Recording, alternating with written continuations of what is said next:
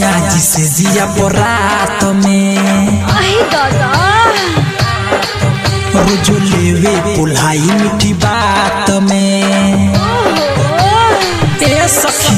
सखी सैया जी से जिया रात में रोज लेवे पुल्हाई मीठी बात में वही जगहिया मरले की टोवे लगनी सामान धके रोवे लगनी सामान धके रोवे लगनी पैसा न डोज देले कि सोवे लगनी सामान धके रोवे लगनी सामान धके रोवे लगनी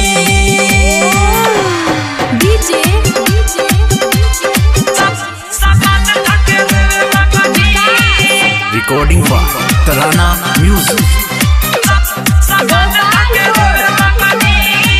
सखी सन करेला प्यार रे दिल कंगरी के देवेला छितार रे दादा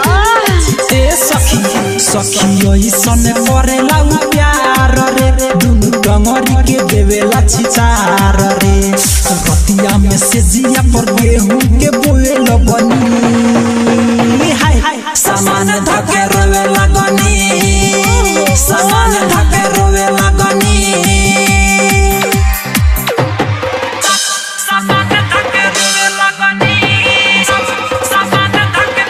दादा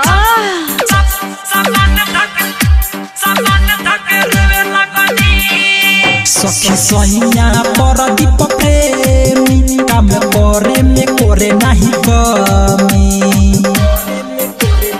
ओ माय गॉड सखी सैया पर दीप प्रेमी काम करे में करे नहीं कमी